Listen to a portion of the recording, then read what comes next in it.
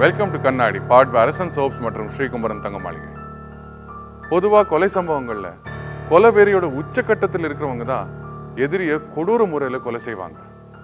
ஆனால் வேலூர் பக்கத்தில் ஒருத்தர் ஒரு குழந்தை மேலே பாறைகளை தூக்கி போட்டு கொண்டிருக்காங்க. ஒரு சின்ன குழந்தை மேலே யார் இவ்வளோ கொலைவெறி கொண்டிருக்க முடியும்? கேட்கவே அதிர்ச்சியாக இருக்கு. அந்த குழந்தையோட முகம் ரொம்ப செதிஞ்சு போனதுனால அது யாரோட குழந்தைன்னு கண்டுபிடிக்க முடியல. ஆனால் 2 நாள் கழிச்சு அந்த வழக்கில் ஒரு துப்பு கிடைச்சது. அதை பார்த்து போலீசார் ரொம்ப அதிர்ச்சி அடைஞ்சாங்க.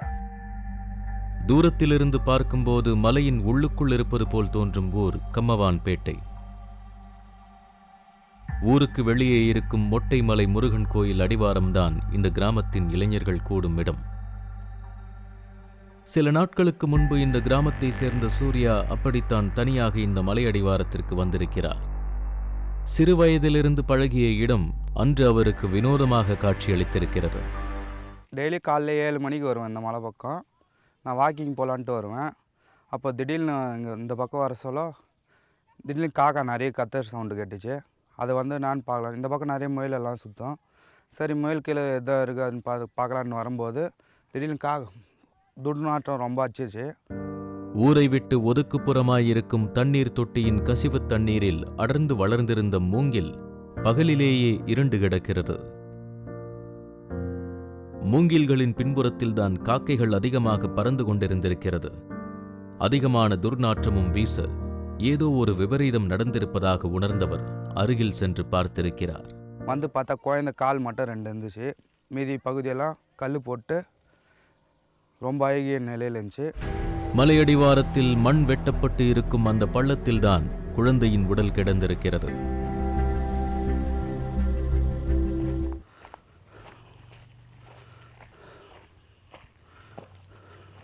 இந்த இடத்துல தான்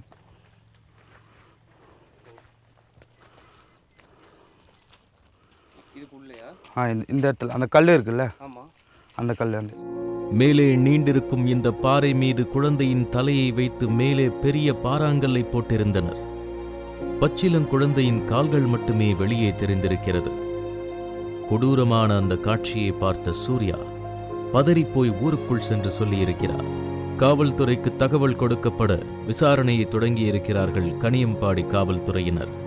பிறந்து 6 மாதம்தான் ஆகியிருக்கும் இந்த பெண் குழந்தைக்கு அழகான முகமும் உடலும் முழுவதுமாக சிதைந்து போயிருந்ததால் மருத்துவமனைக்கு கூட கொண்டு செல்லாமல் அங்கேயே பிரேத பரிசோதனை செய்து புதைத்திருக்கின்றனர். இங்கே போச்சுட்டாங்க, அந்த இடத்துல தான் போச்சுட்டாங்க. அது இல்லையா?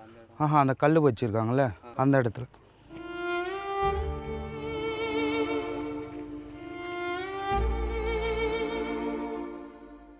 சுற்றிலும் மலைகள் இருக்கும் அந்த இடமும் குழந்தை கொலை செய்யப்பட்டு இருந்த நிலையும் பார்த்த காவல்துறையினர் குழந்தையை நரபலி கொடுத்திருக்கலாம் என்று முதலில் சந்தேகப்பட்டிருக்கின்றனர். ஆனால் குழந்தையின் சடலத்திற்கு அருகே இருந்த பொருட்களை வைத்து நரபலியாக இருக்காது என்ற முடிவுக்கு வந்திருக்கின்றனர். இந்த இடத்துல தான் குழந்தை இது பால் பாட்டில், துணி, ட்ரெஸ்ஸு எல்லாம் இருந்தது. அதுக்கப்புறம் அவங்க இது பண்ண சொல்ல. நீங்கள் பார்க்கும்போது இந்த கல்லு தான் குழந்தை மேலே கிடந்துச்சு, இல்லை வேற எதுவும் பெரிய கல்லாக போட்டுருந்தாங்க? இதை விட கொஞ்சம் இவ்வளோ பெரிய கல் போட்டு கால் மட்டும் தான் எனக்கு தெரிஞ்சிச்சு. மீதியெல்லாம் அழிவு நிலம் ஆயிடுச்சு. குழந்தையின் பசிக்காக பால் பாட்டிலை எல்லாம் கொண்டு வந்தவர்கள் ஏன் அந்த குழந்தையை கொலை செய்ய வேண்டும்? விசாரணை வேறு கோணத்தில் நீண்டிருக்கிறது. கிராமத்திற்குள் சென்று காவல்துறையினர் விசாரித்த போதும் எந்த தகவலும் கிடைக்கவில்லை. உள்ளூர் ஆட்கள் யார் மேலும் சந்தேகம் வராமல் இருக்க வெளிநபர்கள் யாராவது குழந்தையுடன் வந்தார்களா என்று விசாரிக்க தொடங்கியிருக்கின்றனர். வில்லேஜ்ன்றதுனால யார் வருவாங்க யார் போவாங்க சொல்லிட்டு இங்கே ஈஸியாக கண்டுபிடிச்சிடலாம். சிட்டி மாதிரி இல்லை, இது வில்லேஜ்ன்றதுனால யார் போனாலும் கரெக்டாக கெஸ் பண்ணுவாங்க. பக்கத்தில் யார் போனது, குழந்தை வச்சுட்டு யார் வந்ததுன்னு கேட்கும்போது பார்த்தீங்கன்னா என் ஃப்ரெண்டுக்கு டவுட் வந்திருக்கு. 1 வாரமாக இங்கே ஒருத்தர் இந்த பக்கம் வந்துட்டு போயிட்டுருக்காங்க அப்படின்னு சொல்லிட்டு அவங்க கெஸ் பண்ண மாதிரியே அந்த பையனுக்கு தெரிஞ்சிருக்கு யாருன்னு சொல்லிட்டு. பக்கத்து ஏரியா தான், இங்கேருந்து ஒரு 4 கிலோமீட்டர் தான் இருக்கும். கம்மவான்பேட்டையிலிருந்து 4 கிலோமீட்டர் தூரத்தில் இருக்கும் ஊர் வரகூர். அந்த கிராமத்தை சேர்ந்த ராஜாமணி இந்த பகுதிக்கு கடந்த சில நாட்களாக வந்து போனது தெரிந்திருக்கிறது. சாதாரணமாக சந்தேக அடிப்படையில் ராஜாமணியை விசாரிக்க தொடங்கியிருக்கின்றனர் காவல்துறையினர். திருமணமாகி 4 நாட்களே ஆன புது மாப்பிள்ளையாக இருந்த ராஜாமணி காவல்துறையை கண்ட பயத்தில் எல்லா உண்மையையும் சொல்லத் தொடங்கியிருக்கின்றான். அவன் சொன்னது எல்லாமே அதிர்ச்சி அளிக்கக்கூடியது. அவன் சொன்ன தகவலின் அடிப்படையில் ராஜாமணியையும் அவனது புது மனைவி மஞ்சுளாவையும் கைது செய்திருக்கின்றனர் காவல்துறையினர். பார்ப்பதற்கு அப்பாவியான முகத்துடன் ஐயோ பாவம் என்று சொல்ல வைக்கும் தோற்றமுடையவர் மஞ்சுளா. அவரை போய் ஏன் கைது செய்ய வேண்டும் என்றுதான் முதலில் ஊர் மக்கள் நினைத்திருக்கின்றனர். ஆனால் இந்த மரணத்திற்கு மஞ்சுளாதான் மூல காரணம் என்று அப்போது யாருக்கும் தெரியவில்லை. வரகூரிலிருந்து கொஞ்சம் தொலைவில் இருக்கும் தாழனூர் சத்திரம் கிராமத்தை சேர்ந்தவர் மஞ்சுளா. ஏழ்மையான குடும்ப பின்னணியை கொண்டவர். மஞ்சுளாவின் அப்பா பழனி கல்லுடைக்கும் கூலித் தொழிலாளி. சுற்றியிருக்கும் மலைகளில் கல் அறுத்து தன் 5 பெண் பிள்ளைகளையும் வளர்த்திருக்கிறார். ஒரு கஷ்டத்தை எடுக்கிறது கூட ஒரு புள்ள இல்லைங்க தெரியுமா? அப்படியெல்லாம் கஷ்டப்படுறேன். இப்படி ஒரு பொண்ணு வந்துச்சு வெட்டி எங்கன்னா போட்டு இருந்தா எவ்வளவு சந்தோஷப்பட்டிருப்போம் நாங்க. கல்லுடைத்தே உடம்பில் பல இடங்களில் காயம். எல்லா காயத்தையும் தாண்டி 75 வயதிலும் உழைத்துக் கொண்டிருப்பவருக்கு மகள் ஏற்படுத்திச் சென்றிருக்கும் காயம்தான் ஆறாத வேதனை. 5 பெண் பிள்ளைகளை கரை சேர்க்க துணிந்து நின்றவர் இன்று முடங்கி போய் கிடக்கிறார். மஞ்சுளாவை பற்றி விசாரிக்க அவர் வீட்டுக்கு சென்றபோது கோபத்தின் உச்சத்தில் இருந்தது அவரின் வீடு. எவ்வளவு கஷ்டம் தெரியுமா நாங்க பட்டுனுக்கிறோம். இப்படி ஒரு தங்கச்சி பிறந்துச்சுன்னு எவ்வளவு கஷ்டமா இருக்கு.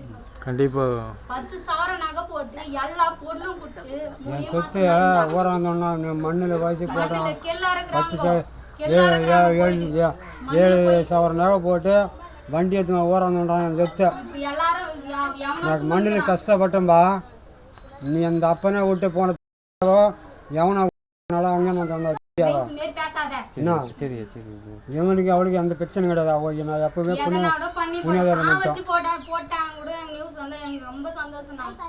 பழனியின் 5 பெண் பிள்ளைகளில் 4ஆவதாக பிறந்த பெண் மஞ்சுளா. பிள்ளைகள் எவரும் அதிகம் படிக்காமல் இருக்க தனக்கு உடம்பில் சக்தி இருக்கும் போதே பிள்ளைகளை கரை சேர்க்க நினைத்திருக்கிறார் பழனி. எல்லோருக்கும் விரைவிலேயே திருமணமும் செய்து வைத்திருக்கிறார். முதல் 3 மகள்களின் திருமணத்தை சிக்கனமாய் நடத்தியவர் 4ஆவது மகள் மஞ்சுளாவின் திருமணத்தை 3 லட்சம் ரூபாய் கடன் வாங்கி நடத்தியிருக்கிறார். 4 லட்சம் ரூபாய் செலவு பண்ணி கொடுத்தா அந்த வைத்தியசில எனக்கு கலை பார்த்தீங்கன்னா போங்கப்பா. எந்த கண்டிப்பாக இந்த வாசியில் நிற்க வச்சு விட்டுவாங்கள நான் அவ்வளோ ஆத்திரங்க அவ்வளோ.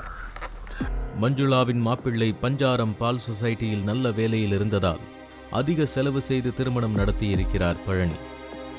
ஆனால் அது திருப்தி அளிக்கவில்லை மஞ்சுளாவுக்கு. அப்பாவின் வீட்டுக்கு அடிக்கடி வந்து பொருள் கேட்டு சண்டை போட்டிருக்கிறார். இதனால் மற்ற பிள்ளைகளை காட்டிலும் இவருக்கு அதிகம் செய்திருக்கிறார் பழனி. கல்யாணத்தை கூட எந்த ஒரு பிரச்சனையும் இல்லை, நல்லபடியாக தான் வந்தது. எல்லாத்துக்குமே ஒரு புடவை எடுக்க நகை எடுக்க எல்லாத்துக்குமே எங்களா கூட வந்தா நல்லா தான் சிரிச்சு பேசி நல்லா தான் இருந்தா. 3ஆம் மாதம் கூட இட்டுன்னு வந்து தாலி பிச்சு கோகுத்து கூட நல்லா தான் பேசிடுச்சு எல்லாத்தையும் பண்ணான். நான் அதுக்கப்புறம் வீட்டுக்கு வந்து அதுக்கப்புறம் கட்டில் சரியில்லை எங்களுக்கு கட்டில் எடுத்து கொடுங்கன்னு சொன்னதுக்கு எடுத்துன்னு போய் வீட்டில் விட்டு கட்டில் வாங்கி கொடுத்துட்டு வந்தாங்க. 3 லட்ச ரூபா அதுக்கு கடை இருக்குது. அப்படியெல்லாம் நாங்கள் கஷ்டப்பட்டுக்கிட்டு ஊர் உலகம் எப்படி பேச வச்சுட்டாங்கன்னு தான் எனக்கு ஆத்திரமாகுது. சத்தியமாக சொல்கிறேன், 3 லட்ச ரூபாய் இன்னமும் கட்டின்னு தான் இருக்கிறாங்க அந்த பொண்ணுக்கு வாங்கினக்காக. மகள் சந்தோஷமாக வாழ வேண்டும் என்று பழனி கஷ்டப்பட்டதெல்லாம் 3 மாதம் கூட நிலைக்கவில்லை. அந்த திருமண வாழ்க்கை மஞ்சுளாவுக்கு பிடிக்காமல் போயிருக்கிறது. ஆரம்பத்தில் சந்தோஷமாக இருந்தவர் பின்னர் அடிக்கடி சண்டை போட ஆரம்பித்திருக்கிறார். ஒரு கட்டத்தில் வீட்டிலிருந்து காணாமல் போயிருக்கிறார் மஞ்சுளா. அதிர்ந்து போயிருக்கிறது பழனியின் குடும்பம். இங்கே இருக்கிற துணி கிணி எல்லாம் சாவி எடுத்து எல்லா துணி கிணி இந்த ஆதார் கார்டு எல்லாமே எடுத்துன்னு அதோட போந்து எது தடவுனாலும் எதுவுமே ஆப்பிடல. ஃபோட்டோ கூட கிடையாது. ஃபோட்டோ போடுறதுக்கு விளம்பரம் பண்ணுறதுக்கு ஃபோட்டோ கேட்டாங்க, அது கூட கிடையாது. எல்லா பொருளுமே எடுத்துன்னு போயிட்டுக்கிறா. இங்கேருந்து பல இடங்களில் தேடி அலைந்திருக்கின்றனர். ஆனால் எங்குமே கிடைக்கவில்லை. காவல் நிலையத்தில் சென்று புகாரும் அளித்திருக்கின்றனர். ஆனாலும் மஞ்சுளா பற்றி எந்த தகவலும் கிடைக்கவில்லை. எங்கெங்கேயோ கேஸ் கொடுத்தோம். இந்தமாரி தடையில் ஒருவேளை அவங்க பிரச்சனை எதுனா பண்ணி போயிச்சோனோ இல்லை எதுனா பண்ணிட்டாங்களோனோ அந்த சந்தேகத்தில் கேஸும் கொடுத்தோம். ஆர்காட்டில் கேஸ் இருக்குது, இன்னும் வாபஸ் வாங்கலை. அதுக்கப்புறம் கேஸ் கொடுத்த பிறகு இந்த மாதிரி எங்கடா இருக்குது ஃபோன்லாம் கூட ட்ரேஸ் பண்ணி எல்லாம் இது பண்ணால் எங்கேயுமே இல்லை. எங்கெங்கே நாங்களும் தடவணும், படைவீடு இந்த பக்கம் எல்லா ஊரும் தடவணும், எங்கேயுமே கிடைக்காது. சரி போனால் போய் மட்டும் ஒரு 6 மாதம் 7 மாதம் வரைக்கும் தடவணும், எங்கேயுமே கிடைக்கல. சரின்ட்டு ஃபோன் மூலியமாகவும் எவ்வளோ பேர் தெரிஞ்சவங்க எல்லாத்தையும் தடவி பார்த்துட்டு அதோடு நாங்கள் விட்டுட்டோம். திருமணத்திற்கு முன்பு மஞ்சுளா ராணிப்பேட்டையில் ஒரு ஷூ தயாரிக்கும் நிறுவனத்தில் வேலை செய்து வந்திருக்கிறார். திருமணத்திற்கு பின்னரும் அந்த நிறுவனத்திற்கு வேலைக்கு சென்றிருக்கிறார். அங்கு உடன் வேலை பார்க்கும் பெண்கள் வயதானவரை திருமணம் செய்திருக்கிறாயே என்று கிண்டல் செய்தார்களாம். அதனால் மஞ்சுளா வீட்டை விட்டு சென்று விட்டதாக தெரிந்திருக்கிறது. ஆனால் மஞ்சுளா தேனியை சேர்ந்த ஒருவருடன் ஓடிப்போயிருந்திருக்கிறார் என்பது பிறகுதான் தெரிந்திருக்கிறது. அதுக்கப்புறம் ஃபோன் மூலிமா பண்ணி பார்த்தாங்க. ஒரு மாதம் பத்து ஃபோன் மூலிமா பண்ணி பார்த்ததில் நான் வரமாட்டேன், எனக்கு பிடிச்சினா கூட தான் நான் போய்க்கிறேன், நான் வரமாட்டேன், எனக்கு அப்பா இல்லை அம்மா இல்லை யாரும் இல்லை அப்படின்னு சொல்லிட்டா. திருமணம் முடிந்த நிலையில் சில நாட்களிலேயே கணவரை விட்டுவிட்டு மகள் இன்னொருவருடன் ஓடிப்போன சம்பவத்தால் அவமானத்தில் துடித்திருக்கிறார் பழனி. நீண்ட நாள் வீட்டை விட்டு வெளியில் வராமலே இருந்திருக்கிறார். இந்த சமயத்தில் தான் மூத்த மகள் ரஞ்சிதாவின் கணவர் இறந்து போய்விட அவளும் குழந்தைகளுடன் வீட்டுக்கு வந்துவிட்டதால் மீண்டும் கல்லறுக்கும் வேலைக்கு போயிருக்கிறார் பழனி. இப்போ நானும் அவங்க கஷ்டத்தில் தான் சாப்பிட்டு நிற்கிறேன். நானும் எந்த வேலைக்கும் போகல. இன்னும் பசங்களை வச்சுக்கின்னு என் பசங்க 2 பேர் மேலே இருக்கிறாங்க. இப்போ அவங்க தான் பார்த்து நிற்கிறாங்க. நம்ம குழந்தைங்க இந்தமாரி ஆயிடுச்சிங்களே அப்படின்னு கஷ்டப்பட்டு, அதுக்குள்ளே இந்த நியூஸு நான் இந்த மாதிரிலாம் கஷ்டப்பட்டு கட்டி குத்து இந்தமாரி பண்ணிட்டு போகுதுங்களே நம்ம பெத்த பசங்க அப்படின்னு சொல்லிட்டு 2 நாளாக ஒரே அழுது நின்றாங்க. 4வது மகள் இல்லை என்ற முடிவோடு 5வது மகள் திருமணத்தை முடிக்க வேண்டும் என்று கஷ்டப்பட்டு கொண்டிருந்தவரின் வாழ்க்கையில் அடுத்த பிரச்சனை வெடித்திருக்கிறது. மஞ்சுளாவை பற்றி அந்த பகுதியில் இருக்கிறவங்க ரொம்ப நல்ல விதமாக தான் பேசுகிறாங்க. அவங்களுக்கு முதல் திருமணம் செஞ்சு வச்ச போது கூட எந்த பிரச்சனையும் வரல. ஆனால் மஞ்சுளாவோட முதல் கணவர் அவங்களுக்கு ஸ்மார்ட் ஃபோன் வாங்கி கொடுத்த பிறகுதான் அவங்க தடுமாற ஆரம்பிச்சிருக்காங்க. 25 வருஷத்துக்கு முன்னாடி கூட நம்ம லெட்டர் தான் எழுதிக்கிட்டு இருந்தோம். ஆனால் இன்னைக்கு மொத்த உலகமே மாறி இருக்கு. நம்ம ஸ்மார்ட் ஃபோனில் இன்டர்நெட் அவ்வளோ எளிதில் கிடைக்கிறதுனால நம்ம வாழ்க்கையே மாறிடுச்சு. நிறைய குடும்பங்கள் இந்த சுதந்திரத்தை எப்படி ஹேண்டில் பண்றதுன்னு தெரியாம தவிக்கிறாங்க. 4 வருடம் காணாமல் போயிருந்த மஞ்சுளா பற்றி பேப்பரில் அந்த செய்தி வந்திருக்கிறது. இடிந்து போய் அமர்ந்திருக்கிறார் பழனி. இன்னும் கூட மண்ணில் தான் வாய்ச்சிருக்கிறாங்க. எதுவும் பிள்ளையோ பிள்ளையோ யாருமே கிடையாது. எங்களுக்கு 5 பேர் நாங்கள் அக்கா தங்கச்சிங்க பிறந்தது எல்லாமே பொண்ணுங்க தான். இப்படி கஷ்டப்பட்டு குத்தி இந்த மாதிரி பண்ணிட்டு போய் இப்போ இவ்வளோ அசிங்கத்தை பண்ணி வச்சுக்குது. முதல் கணவனை விட்டுவிட்டு தேனியை சேர்ந்த பாண்டியராஜன் என்பவருடன் ஓடிப்போன மஞ்சுளா அவருடன் சில காலம் வாழ்ந்திருக்கிறார். கடந்த மே மாதம் அவர்களுக்கு அழகான பெண் குழந்தையும் பிறந்திருக்கிறது. குழந்தை பிறந்த சில நாட்களிலேயே பாண்டியராஜனுக்கும் மஞ்சுளாவுக்கும் கருத்து வேறுபாடு நிகழ்ந்திருக்கிறது. அதற்கு என்ன காரணம் என்று யாருக்கும் தெரியவில்லை. கைக்குழந்தையுடன் பாண்டியராஜனை விட்டும் ஓடிப்போயிருக்கிறார். முதல் முறை ஓடிப்போன போது தேனிக்கு சென்றவர் 2வது முறை தேனியிலிருந்து ஆற்காடு வந்திருக்கிறார். இந்த முறை மஞ்சுளாவுக்கு அடைக்கலம் கொடுத்திருக்கிறார் ராஜாமணி. ராஜாமணியும் மஞ்சுளாவும் சில வருடங்களுக்கு முன்பு ராணிப்பேட்டை ஷூ கம்பெனியிலேயே ஒன்றாக வேலை செய்தார்களாம். மஞ்சுளாவின் முதல் திருமணத்திற்கு முன்பே இருவருக்கும் பழக்கம் இருந்திருக்கிறதாம். ஆனாலும் ஏன் மஞ்சுளா வேறு திருமணத்திற்கு சம்மதித்தார் என்பது தெரியவில்லை. புடவை எடுக்க நகை எடுக்க எல்லாத்துக்குமே கூட சிரிச்சின்னு தான் நல்லபடியாக தான் வந்தது. கேட்டதுக்கு நான் கட்டிக்கிறேன் சரி அப்படின்னு சொல்லிட்டு சொல்லிச்சு. அதுக்கப்புறம் தான் நாங்கள் கல்யாணம் முடிய சரி நம்ம பேருக்கு சொல்லி எல்லாத்தையும் பண்ணிடலாம் அப்படின்னு சரி பண்ணிடலாமா அப்படின்ட்டு எல்லாம் கலந்து பேசி ஒத்துக்கின்னு எல்லாமே நல்லா தான் செஞ்சு வச்சோம். தேனியில் பாண்டியராஜனுடன் வாழ்ந்து கொண்டிருக்கும் போது ராஜாமணியும் மஞ்சுளாவும் மீண்டும் போனில் பேச ஆரம்பித்திருக்கின்றனர். ராஜாமணியின் வார்த்தைகளில் மயங்கிய மஞ்சுளா கைக்குழந்தையுடன் ராஜாமணியை தேடி வந்திருப்பதாய் சொல்லப்படுகிறது. மஞ்சுளாவை திருமணம் செய்து கொள்ள சம்மதித்திருக்கிறார் ராஜாமணி. மஞ்சுளாவும் 3 வருடத்திற்குள்ளாக 3வது திருமணத்திற்கு தயாராகி இருக்கிறார். திருமணத்திற்கு ஒரு கண்டிஷன் போட்டிருக்கிறார் ராஜாமணி. நீ வந்தால் எங்கள் வீட்டில் ஏற்றுக்கொள்வார்கள், ஆனால் கைக்குழந்தையுடன் வந்தால் எங்கள் வீட்டில் ஏற்றுக்கொள்ள மாட்டார்கள் என்று சொல்லியிருக்கிறார். இதனால் மஞ்சுளா அந்த விபரீத முடிவை எடுத்திருக்கிறார். 6 மாத பிஞ்சு குழந்தையை கொல்ல திட்டமிட்டிருக்கின்றனர். அதற்கு அவர்கள் தேர்ந்தெடுத்த இடம்தான் கம்மவான்பேட்டை. யாருக்கும் சந்தேகம் வராமல் இருக்க 2 நாட்களுக்கு முன்பு ஆற்காடு காவல் நிலையத்தில் குழந்தையை காணவில்லை என்று புகார் கொடுத்தார்களாம். அதன்பின் ஆள் நடமாட்டம் அதிகமில்லாத இந்த மலையடிவாரத்திற்கு கடந்த மாதம் 29ஆம் தேதி வந்திருக்கிறார்கள்.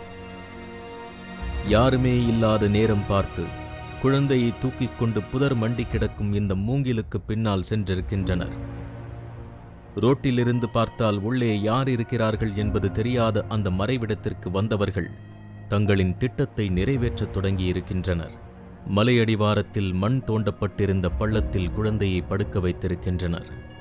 தாயின் வாசனையை மட்டுமே அறிந்த அந்த பிஞ்சு குழந்தை தனக்கு என்ன நடக்கிறது என்பது ஏதும் அறியாமல் எப்போதும் போல் தாயின் உடையை பிடித்து இழுத்திருக்கும். தாயின் உடல் சூட்டை விட்டு பிரிவதால் லேசாக சினுங்கியிருக்கும். எல்லாவற்றையும் பொருட்படுத்தாது அந்த கல்லுக்குள் கிடத்தியிருக்கிறார் மஞ்சுளா. இன்னும் நன்றாக தலை நின்றிடாத அந்த குழந்தையின் தலையை பள்ளத்தில் இருந்த கல்லின் மேல் வைத்திருக்கின்றனர். உடம்பில் மண் குத்திட, தலையில் கல் அழுத்திட அந்த குழந்தை குழிக்குள் அழுதிருக்கும். அதை காதில் வாங்கிக் கொள்ளாமல் பெரிய பாறாங்கல்லை தூக்கி வந்திருக்கிறான் ராஜாமணி. எந்த ஈவு இரக்கமும் இன்றி அந்த கல்லை குழந்தையின் தலைமேல் போட்டிருக்கின்றான். உடல் சிதைந்து இறந்து போயிருக்கிறது அந்த பிஞ்சு குழந்தை. வயிற்றிலும் மார்பிலும் சுமந்த குழந்தை கண்ணெதிரே கொடூரமாக கொல்லப்பட அமைதியாய் வேடிக்கை பார்த்து கொண்டிருக்கிறார் மஞ்சுளா. அவருக்கு 3வது திருமணம் மட்டுமே குறியாக இருந்திருக்கிறது. கோயில் பார்த்திங்கன்னா வந்து கமான்பேட்டை மொட்டை மேலே அடி வர முருகர் கோயில், அது கீழே வந்து நடந்தது இந்த சம்பவம் வந்து பார்த்திங்கன்னா. கல்யாணம் பண்ண கோயில் இது? கல்யாணம் பண்ணது இங்கே தான் வந்து பண்ணியிருக்காங்க. இந்த படிக்கட்டில் தான் பண்ணியிருக்காங்க, மேலெல்லாம் போவே இல்லை. கோயில் கீழே வந்து கல்யாணம் பண்ணியிருக்காங்க. அங்கே வந்து கொண்டுட்டு இங்கே வந்து கல்யாணம் பண்ணியிருக்காங்க. அங்கே வந்து கொன்னுட்டு கல்யாணம் பண்ணியிருக்காங்க. குழந்தையை கொலை செய்துவிட்டு அந்த குற்ற உணர்ச்சி ஏதும் இல்லாமல் திருமணம் செய்கின்ற கொடூர மனம் எப்படி வந்ததோ தெரியவில்லை. திருமணம் செய்யும் அவசரத்திலோ இல்லை பதட்டத்திலோ தெரியவில்லை. குழந்தையின் உடலை லேசாக மூடிவிட்டு அங்கிருந்து சென்றிருக்கின்றனர். எதுவும் நடக்காதது போல் 2 நாட்கள் வாழ்ந்திருக்கின்றனர். ஆனால் எந்த குழந்தை தங்கள் வாழ்க்கைக்கு இடைஞ்சல் என்று கருதினார்களோ அந்த குழந்தையின் உடலே இன்று அவர்களை பழி வாங்கியிருக்கிறது. இனி வாழ்நாள் முழுவதும் இந்த வலி அவர்களை வாழவே விடாது. அப்போவே செத்துட்டு இருந்தா விட நாங்கள் நிம்மதியாகிட்டு இருப்போம். ஒரு குழந்தையோட பாவத்தில் நின்று இவ்வளோ துன்பத்தை யாருமே எத்தினி ஜென்மத்தாலும் அந்த பாவம் நம்மளுக்கு கொடுமா சொல்லு. அந்த குழந்தைய விட்டுட்டு நீ எங்கன்னா எப்படின்னா ஒழிஞ்சு போயிருந்தா கூட பரவாயில்ல. விசிறி போட்டு இருந்தால் கூட எவ்வளோ குழந்தைலாம் கோயில் கோலம் சுற்றினுக்கிறாங்க, அவங்களுக்கு கூட எத்துன்னு இருப்பாங்க. இவ்வளோ கஷ்டப்பட்டு அவங்களுக்கு பாவத்தை சேர்த்து வச்சுட்டு போனேன், நீ இன்னத்துக்கு பிறந்த எவ்வளோ மண்ணில் கஷ்டப்பட்டு இருப்பாங்க. பிள்ளைகளுக்காக எல்லாவற்றையும் துறந்து வாழும் இன்றைய வாழ்வில் முறையற்ற உறவுக்காக பிள்ளையை கொல்ல எப்படி முடிகிறது? பிள்ளையை கொன்றால்தான் கூட வாழ்வேன் என்று சொல்பவன் எத்தனை நாள் சேர்ந்து வாழ்வான்? ராஜாமணியும் மஞ்சுளாவும் செய்த செயலால் கூனி குறுகி நிற்கிறது 2 குடும்பம். ராஜாமணியோட குடும்பம் அவர் செஞ்சதை நினைச்சு கலங்கி போய் நிக்குது. இப்படி ஒரு பிள்ளைய பெத்துட்டோன்னு ரொம்ப வருத்தப்படுறாங்க. இந்த வருத்தம் ராஜாமணிக்கும் இருந்திருந்தா அந்த குழந்தைய கொல்ல ஒருபோதும் சம்மதிச்சிருக்க மாட்டோம். ராஜாமணியின் வீட்டில் யாரும் வெளியே வரவே இல்லை.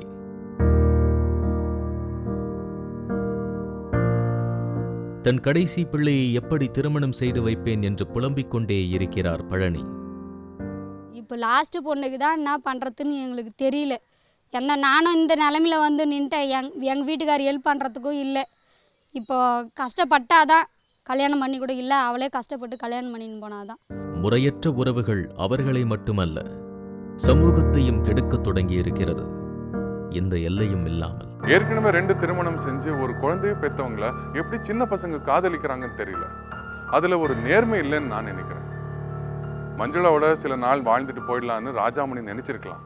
ஆனா அதுக்காக ஒரு குழந்தை மேல பாறாங்கல்ல தூக்கி போட்டு கொல்றதுக்கு அவருக்கு எப்படி மனசு வந்துச்சு? தவறான பாலியல் உறவுகள் எப்பவுமே நிறைய சிக்கல்களை ஏற்படுத்துது.